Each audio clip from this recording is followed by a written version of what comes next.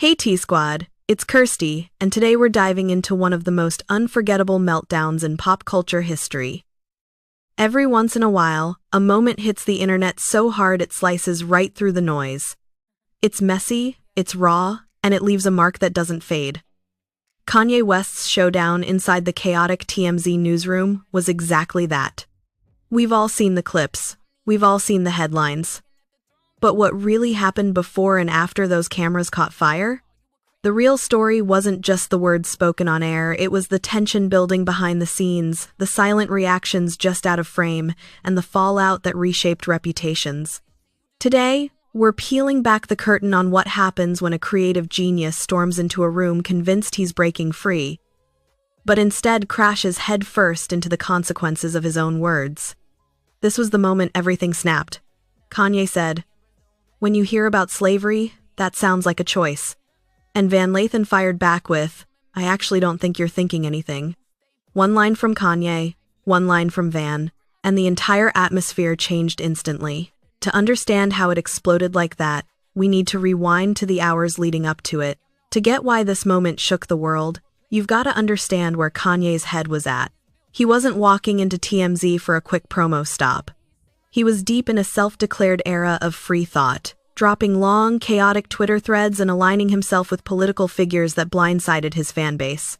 He wasn't pushing an album rollout the traditional way, he was pushing a philosophy. He saw himself as a disruptor, breaking rules no one else had the nerve to break. In his mind, he was rebelling against what he called the thought police. He was talking about mental freedom, personal liberation, and refusing to be boxed in by anyone's expectations. To Kanye, TMZ wasn't just a newsroom, it was an arena, a place where he could throw his ideas into the fire and watch the sparks fly, and he walked in with that exact energy. Staffers said the air shifted the second he stepped inside. This wasn't excitement. It was a warning. TMZ loves chaos. But the vibe that day was different. Heavier. Unpredictable. And charged. Kanye wasn't giving an interview. He was delivering a sermon. He walked the floor like he owned the place, pacing, talking fast, bouncing between vulnerability and grand declarations. And the room was hanging on every word, not because they agreed, but because they genuinely didn't know what he'd say next. The clock wasn't counting down to a commercial break, it was counting down to an explosion. Before everything went off the rails, Kanye spoke about his struggles, his pain, and what he called mental imprisonment. He poured out his frustrations and his fears like he was talking to a room full of therapists. For a moment, it felt almost human. But then everything snapped. Trying to explain his mental prison concept, he reached for a metaphor so reckless that it froze the entire newsroom.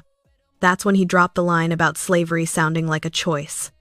You can literally watch the air change. Faces fall. People look around like, did he really just say that? The room went from confused curiosity to stunned disbelief in one breath.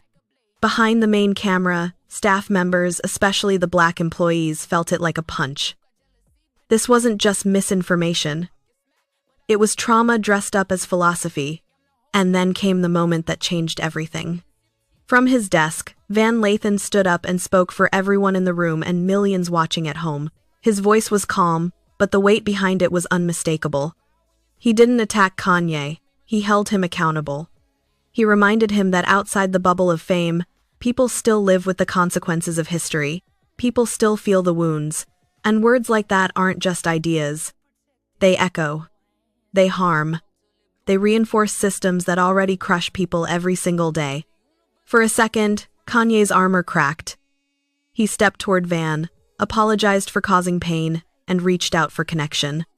But while the apology was public, the rift it exposed was much deeper and much harder to repair. T-Squad, this moment is still debated today. Some say Lathan did exactly what needed to be done. Others think the confrontation should have happened off camera. What do you think? Drop your thoughts in the comments. I'm ready to sip that tea with you. And hey, if you're loving these deep dives into the biggest cultural moments, don't forget like and subscribe. When the camera stopped, the shock didn't. The staff was shaken. The confrontation was real, raw, and impossible to ignore. Kanye's apology didn't erase the wound or the confusion. He doubled down online, insisting he was being attacked for bringing new ideas, framing himself as a misunderstood visionary. The public clapped back instantly. Activists, artists, and fans called the comment harmful and dangerous. His attempt to clarify only made the backlash worse. And for many people, that moment marked a turning point, a fracture in his image that never fully healed. What we now know from later interviews adds even more weight. Lathan claimed Kanye said things off-camera that were even darker comments that were cut before broadcast.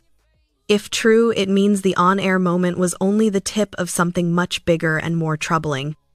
The ripple effects didn't stop there. Kanye's reputation began a long, painful decline, with future controversies painting an even clearer picture of where his mindset really was. That TMZ moment wasn't a one-off, it was the beginning of a pattern. And for Lathan, he became a symbol of accountability, the person who finally held a megastar to the fire.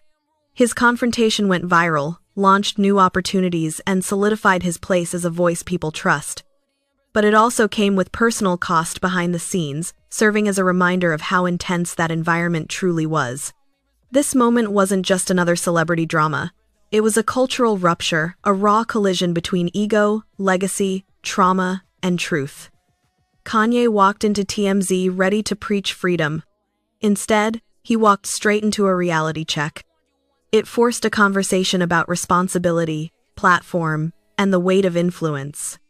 It revealed how quickly one unfiltered moment can reshape careers, destroy reputations, and spark conversations that last for years.